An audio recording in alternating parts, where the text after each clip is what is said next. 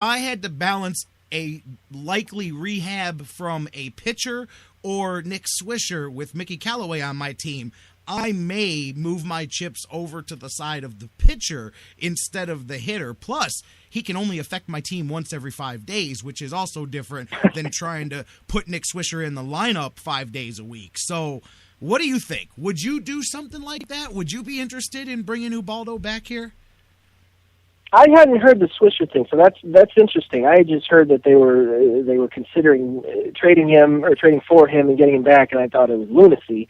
But yeah, when you paint it in that context, I'll say that that's the only thing I would do. That's the only circumstance in which I would make that deal. I would not, if there's literally anything else that we would give up, the answer is no. I would not give up any prospects. I would not give up any other player. I mean, yeah, you're basically swapping bad contracts. And it would appear more of an upside for us, for the Indians, because we saw a little flash of what Ubaldo might be, and if Mickey Callaway is that secretive nim to Ubaldo Jimenez, then sure, yeah, I mean, take a flyer on that, might as well. Now, that's assuming, too, that's assuming a very glass half-empty view of Nick Swisher, that he's not, you're sure that he's not going to bounce back and be at least what he was 2 years ago, or in 2013 anyway. So I guess that's the question, is how confident are you that he is going to bounce back and at least provide something? Because as we've talked about before, we're running out of space. I mean, they're not just financially, but otherwise. There's some moves you can make, and there's guys kind of knocking on the door. And it's like, well, where do you put Swisher? Santana's going to play first. Yeah, you've got some guys coming out the pipeline who are much more attractive at the big league level than Nick Swisher is. So, yeah, I don't know. I mean, that's a tough call. My guess is that it will not pan out. I mean, you have to ask yourself too: is Baltimore really that interested in Swisher? I don't know. As far as I think the primary reason they want to get rid of Ubaldo is his contract. I totally understand that, and we all kind of rolled our eyes when they signed him to that ridiculous deal a year ago, thinking you are going to regret this, and in less than a year they regretted it. So, yeah, I think it's more about that. So I don't know if taking on another bad contract with another player who's going to limp along and be disappointing, I don't know if they don't have that secret bullet that the Indians do and think, well, if we team up Ubaldo with Callaway, then we'll be okay. We kind of have that upside. Right. I don't know that they have that upside with Swisher. I think they just would have to go on faith that he's going to be healthy an entire year and bounce back and be more of the hitter that he was a couple of years ago. So my guess is that it won't pan out, and I'm okay with that. All right, two things about what you just said. One, I am in the camp that does believe that there is no bounce back for Nick Swisher. I do believe the juice is out of the can there. I think that last good season was the last good season, but we'll see, man. But with the Swisher, let me clarify. That's not what. I'm not saying I heard his name was even involved. What I read was the Indians would be willing to entertain that trade if they took one of our bad contracts. Now, I'm just using Nick Swisher as the general symbolization for our bad contracts because he's and that would have to be it. I mean, that would have to be it. I mean, really, when you talk Michael Bourne, I wouldn't trade Michael Bourne for Ubaldo. I mean, there's really no other real albatross type of contract. It would have to be Nick Swisher. So if that, I think you're right. I think you've connected the dots very well. Even if that's never come out, that's what it would have to be. That's the only way the Indians would agree to a deal like that. You take Swisher, and we can have some more of this conversation. That's all I'm saying. Because people kept saying, well, who are you going to find to take Nick Swisher? Well, who are you going to find to take Ubaldo? Sometimes the ugly people got to dance together, That's all I'm saying. Right. That's exactly right. It's like swapping dates at a dance, and neither one of them, your buddy, and both you and your buddy have these really miserable dates, and it's like, well, you want to dance with her? Yeah, you want to dance with her? Okay. Like, it can't get worse, so let's just go ahead and give it a shot. It can't get worse. Sorry, Nick Swisher. Hey, your life is great, so what does it matter what we're saying over here, man? Right. All right, let's take a break. Come back. I want to switch gears while I got time with you, man. I said it at the beginning. It's not exactly the same because it's not the same Browns and they're not the Oilers anymore, but it's Cleveland and it's Houston, and it's meaningful in November. So let's talk about that when we come back, and yeah, let's do that. It's a little smooth operator in the background for Dr. Smooth. All right, guys, sit tight. Jonathan Knight, J-Rock, coming right back. We'll talk some Browns in Houston. Jeff Gorman still to come. Ryan Ruiz, your calls, so much more. You're listening to the Sports Fix. Hey, during the break, tell somebody else to tune in because we have only just begun. Face to face, está sem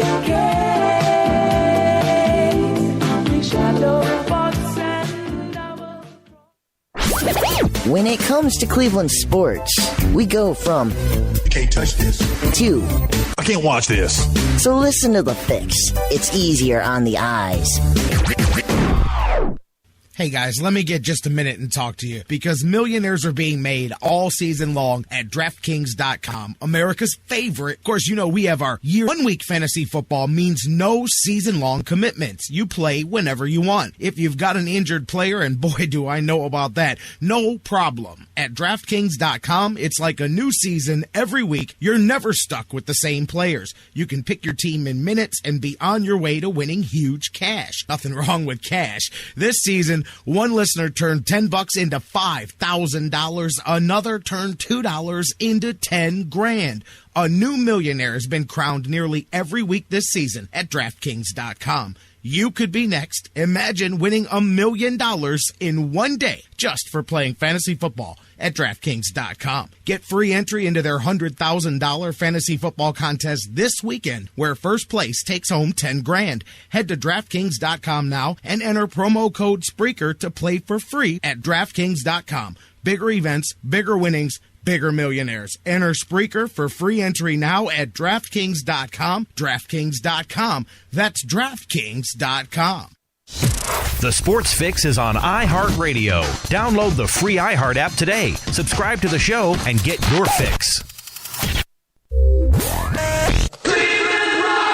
Have you gotten your copy of Cleveland's Finest yet? Highlighting the best moments, players, and media members in Cleveland sports history? In-depth personal interviews with some of the top names in Cleveland sports fill the pages of this incredible book. Cleveland's Finest by Vince McKee is this year's must-have book for every Cleveland sports fan. Available now at Amazon.com. Get your copy today.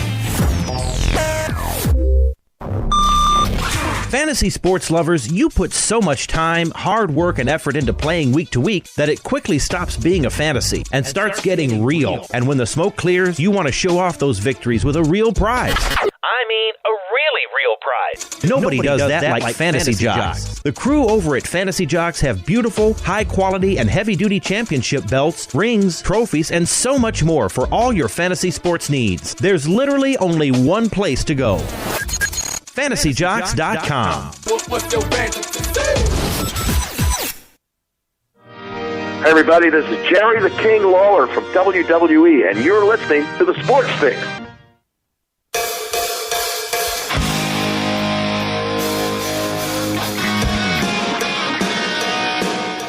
Welcome back to the Sports Fix live across the Sports Fix Radio Network. J-Rock back with you on the hotline. My man, the sports writer extraordinaire, Jonathan Knight. You guys can't call because he's got the phones taken up. He's shady like that. So hit us up on Facebook and Twitter, Facebook.com/The Sports Fix. Tweet with us at The Sports Fix CLE. Email us, thesportsfix@AOL.com. I'm going right back to the phones. Let's talk to Jonathan Knight about the Browns. They've got Houston. It's not the Oilers, but it's still Houston. Coming in here, there's going to be some snow. It's going to be a fun atmosphere for sure. And I remind you again, it is the first time that this crowd gets to say what's up to the Browns since they went to Cincinnati and took care of business. JK, you with me, my man? I am. I love that you're mentioning the possibility of Oilers and snow, which naturally makes me think of Don Strock. So you know I think that's a good visual image to carry into this weekend. You know where I'm going with it, man. Absolutely, yeah. Man. Some great memories, seriously, of the last time the Browns had anything cooking, realistically, more than just a short little burst of anything. And, it's different teams. It's not the same Browns. It's not the same, not even the same franchise in either city. But neither one of them really. Yeah, neither team is what it was back in the 80s. The Oilers are the Titans. So we technically already beat the Oilers this season because they got a different name and they're in a different city. But the only thing the same in any of them is like the jersey, the logo. That's not even. No, sure. We're the only ones that have the same anything. thing. So pretty much my example's out the window. But it's still a big game. And I'll tell you, Houston's a better team than some people are thinking, man. I still think the Browns, I think the home crowd, and I think the snow is going to play a big part in this weekend. I think the Browns win this game. But, Houston's not Houston is a very good team at the same time. Obviously, J.J. Watt, one of the best players in the NFL. And it's the Brady Bowl, man. What are you thinking about this Texans-Browns game? Well, you're right. I think that I fear that there's this expectation that, we got this one, that this is sort of like the Oakland and Tampa Bay games from a few weeks ago, and it is not that. It is certainly not that. And again, this is a real test game, and the Browns really have not. Well, yes, they had the big win over Pittsburgh, they had the big win over Cincinnati, they won the home opener against New Orleans. Those are the highlights, and there have been some really great moments and great performances in there. But I feel that this is, if you remember back after they beat Pittsburgh, the next game was Jacksonville, and Mike Pettin had talked all week about this is a test of this team's maturity, and he was absolutely right. And we really looked at that as, okay, now they're coming off of a big win. This is a potential letdown type of game. How are they going to respond here? And I may be out of order here. Maybe after, I can't remember at this point. But the Jacksonville game was a test game, right? And we a test of maturity, and they failed miserably. And this falls into that. It falls into that same category. This is the Browns need to. They're coming off of a huge win. It's a game that they probably should win against Houston, but it's a dangerous game. So we're really going to see. What is this team mature? Have they grown up, and have they learned since that Jacksonville game, coming off of the Pittsburgh game? And are they going to be able to come out and win a game after winning a really big game? Because I mentioned the New Orleans and the Pittsburgh, both they followed those up with sloppy performances and losses. So what's this going to be? Have we seen this team grow up a little bit, or do they still have a little ways to go? That's what we're looking for. We're looking for that type of performance. Are they going to be mature enough to win a game that they probably, as you said, probably should win? Right, absolutely. Are you happy going, well, we're still 6-4, or do you keep pressing forward? And clearly the other team is going to have something to do with that too. Big question mark still. Arian Foster, which unless you've heard something different than me, it's still a game time thing, and he hasn't practiced this week yet, as far as I've seen. So. That's a big part. That's huge because I do think Alfred Blue can play, but there is a drop-off. Like the Browns have three guys that there's not a ton of drop-off. I actually think that the second and third guys are better than the first. But, little to no drop-off when you switch their guys. If Tate can't go this week, you're good with West and Crowell. I think there is significant drop-off when you go from one of the best backs in the NFL to Alfred Blue, who's, got a good little burst to him, but he's a backup and there's a difference. I know some guys are waiting for their opportunity. That's a little bit different, So that's going to change the outcome because all of a sudden you've gone from Fitzpatrick to Mallett. So you've got the guy going out there for the first time. Now, I'm not overlooking Ryan Mallett either because we've got the best example why not to overlook him sitting on our team right now, Brian Hoyer. Now, right. I'm not saying they're the same. Maybe Brian Hoyer is a different, intelligent type of quarterback. Maybe he assimilated things differently from Brady. But you can't go, oh, well, he's a backup because that's what everybody said about, Brian Hoyer until he got his opportunity to show that he could be more than a backup. So who knows? Maybe Ryan Mallett's waiting for his opportunity to show that he's more than a backup. Exactly. And not only that, I have this bad feeling about it. It just feels like to cross over. When you look at it in baseball, a lot of times when you say, oh, we're facing the other team's trotting out they just called up this pitcher and he's making his major league debut, and you think you licked your child. All right, we got this. We're going to light this kid up. And how many times does it the opposite happen? That he comes this kid who has no experience, who is just thrust out there because they're out of options and they don't know what to do. He'll go out there and do a nice job, not necessarily because he's that great of a player, but because of the energy or the intensity or whatever it may be of getting a fresh start, and the team kind of rallies behind him, and you don't have film, you don't have much to go on to prepare for him. So a lot of times you see this where a pitcher will come out and make a debut or play for the first time in a year or two and shut the other team down, and it goes against all logic and goes against what you expect, and that's what I'm afraid of. I'm afraid of something like that, where the Browns, a combination of he's the backup, we got this, and between that and yeah, like you said, he does have talent, and he's in the NFL for a reason, and he probably soaked up a lot of the same stuff from Brady that Brian Hoyer did. So, yeah, by no means is this the equivalent of the